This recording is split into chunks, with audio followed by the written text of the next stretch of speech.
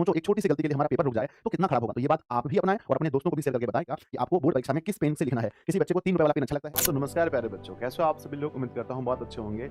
एक शिक्षक होने के नाते मेरी जिम्मेदारी होती है कि मैं अपने बच्चों को हमेशा गाइड करता रहूं। तो प्यारे बच्चों, ये वीडियो आप लोगों ने बिल्कुल सही देखा है। इसमें मैं आपको बताऊंगा कि परीक्षा हॉल में जाने से पहले आपको किन 5 गलतियों को नहीं करना है और किन 5 चीज़ों को आपको हमेशा ध्यान रखना है।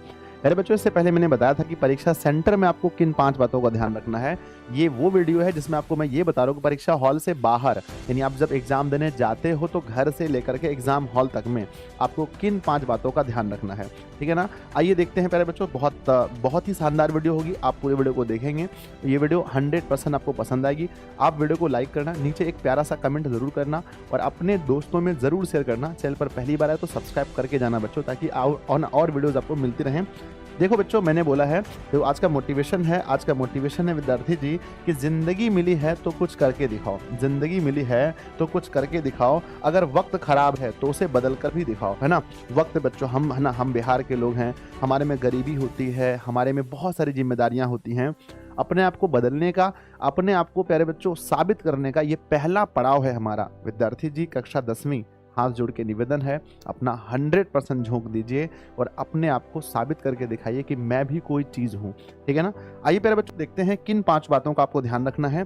सबसे पहला नंबर एक है बच्चों, है ना, परीक्षा में जाने से पहले ये 5 गलतियां ना करिए तो टाइटल हो गया। नंबर 1 है प्यारे बच्चों क्या, कि परीक्षा केंद्र में देर से ना पहुंचे। बहुत सारे बच्चों का एग्जाम अभी छूटा है। अभी जो हमारा 12th का एग्जाम हुआ, हजारों बच्चे एग्जाम देने से वंचित रह गए। इसलिए प्यारे बच्चों, परीक्षा केंद्र में सबसे पहली बात है, देर से ना पहुंचे। जहां भी आपका परीक्षा केंद्र है, अगर आपकी एंट्री 8:57 AM में सुबह आपकी एंट्री रोकी जा रही है, या दोपहर में बच्चों आपकी एंट्री मान के चलो 1 बजे रोकी जा रही है, मान लेते हैं, तो हमें ये मन में चाहिए कि 8:57 में अगर मेरी एंट्री रुक रही है तो मैं एनी हाउ, किसी भी तरह विद्यार्थी जी, हर हाल में 8:30 तक मुझे सेंटर पहुंचना है।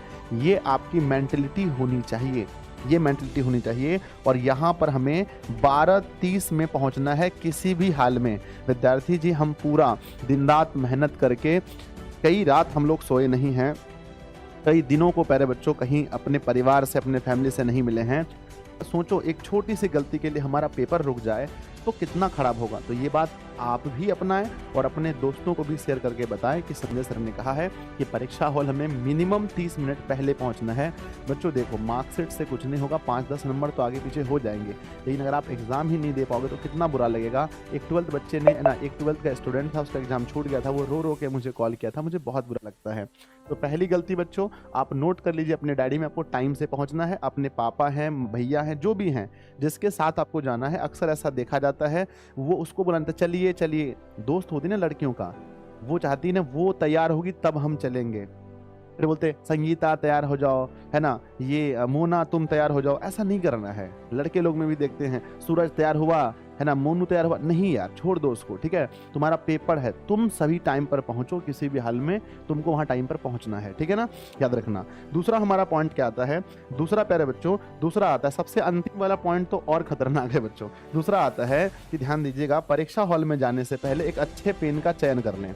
मैंने बहुत बच्चों ऐसे बोला है, मुझे पता नहीं मैं कौन पेन से लिखूंगा, बहुत ज़्यादा डीमोटिवेट फील होते देखा है। तो अभी आपके पास टाइम है, आप ये तय कर लीजिए आज ही, इस वीडियो को देखने के बाद 1 घंटे बाद आपको ये तय करना कि बच्चे को 3 रुपए वाला पेन अच्छा लगता है, किसी को 10 रुपए वाला, किसी को 5 रुपए वाला, किसी भी पेन से लिखना है, आपको फिक्स करना पड़ेगा। आप अगर मुझसे पूछोगे बच्चों तो मैं नहीं बता पाऊँ, क्योंकि मैं किसी भी पेन के बारे में अगर बता दिया तो बिहार में वो पेन लाखों में बिक सकते हैं। ठीक है ना, तो मैं किसी पेन का नाम नहीं बताऊँगा। आपको जो पेन अच्छा लगता है आप उस पेन से लिख सकते हैं बच्चों। और आपके पास जो पेन के कलेक्शन हैं वो बच्चों ब्लू और प्लस में ब्लैक, ब्लू और ब्लैक दोनों होने चाहिए, है ना, पेन के कलेक्शन। और बच्चों एक एक रंग के कम से कम मिनिमम बच्चों 2 से 3 पेन होने चाहिए एक एक रंग के। ठीक है ना, तो ये पेन आपके पास होने चाहिए। सिर्फ ब्लू से भी लिख के बच्चे टॉपर होते हैं, सिर्फ ब्लैक से लिख के भी टॉपर होते हैं, दोनों से लिख कर भी टॉपर होते हैं। ठीक है ना, इसमें कोई परिभाषा नहीं है। नॉर्मल कॉपी लिख करके भी टॉपर बनते हैं, स्टाइलिश कॉपी लिख करके भी टॉपर बनते हैं। ऐसा नहीं सिर्फ स्टाइलिश कॉपी लिखकर ही लोग टॉपर बनते हैं। वो ऊपर में जो प्रश्नोत्तर संख्या लिख देते हैं, वो जो ट्रेंड चल गया है, मुझे तो कभी हंसी आता है है देख करके।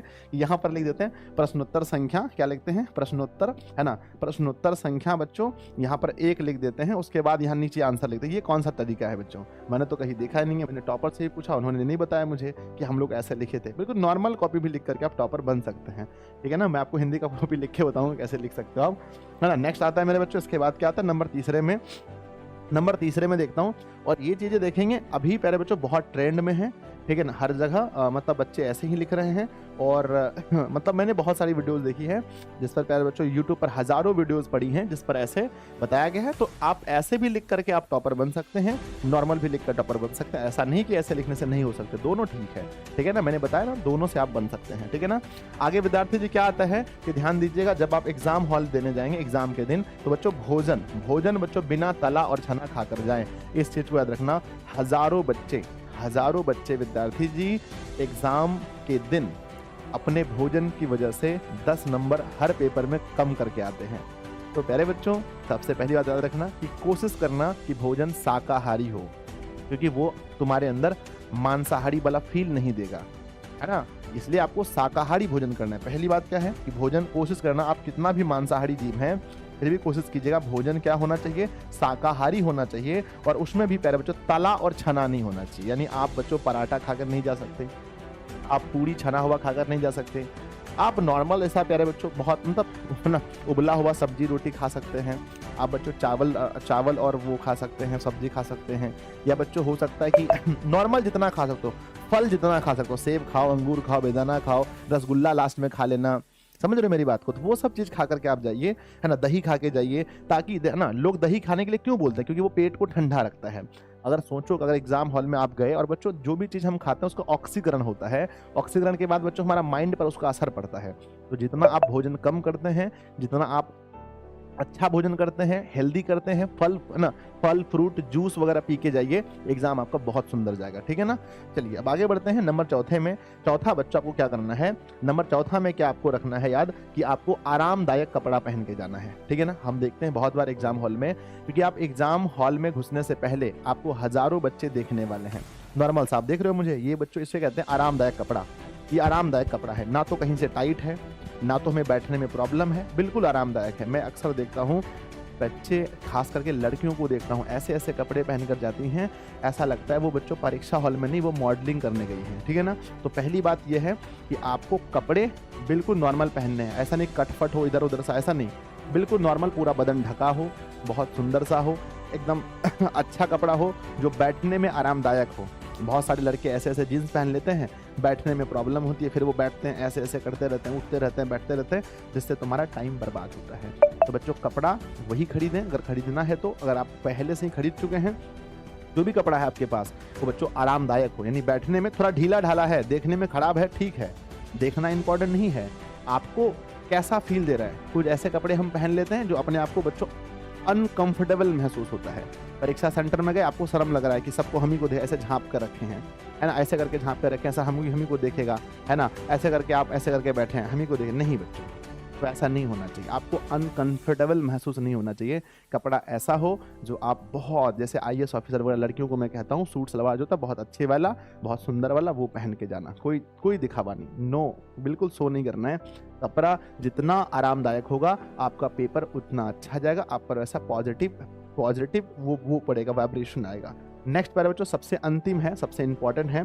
सबसे अंतिम ये है कि बच्चों सभी आवश्यक चीज़ एग्जाम हॉल जाने से पहले जब आप घर से निकलें तो इस वीडियो को एक बार फिर से देख लीजिएगा। एग्जाम हॉल जाने से पहले प्यारे बच्चों आपके पास एडमिट कार्ड, आप देख लेना कि आपने एडमिट कार्ड लिया है या नहीं लिया है। ज्योमेट्री बॉक्स, कोई भी एग्जाम हो सब में आपको ज्योमेट्री बॉक्स लेके जाना है। हिंदी का एग्जाम हो सब, है ना, फिर भी आपको पेंसिल लेके जाना है।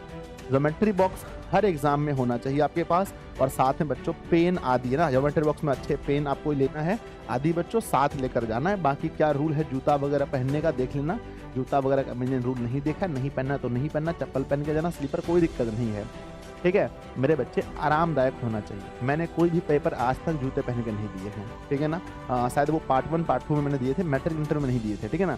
तो ये कोई डिपेंड नहीं करता है। और मैं बच्चों 10th क्लास में लोअर पहन के गया था, क्या पहन के गया था, लोअर और टी शर्ट बच्चों, लोअर और टी शर्ट पहन के मैं गया था 10th क्लास में एग्जाम देने के लिए।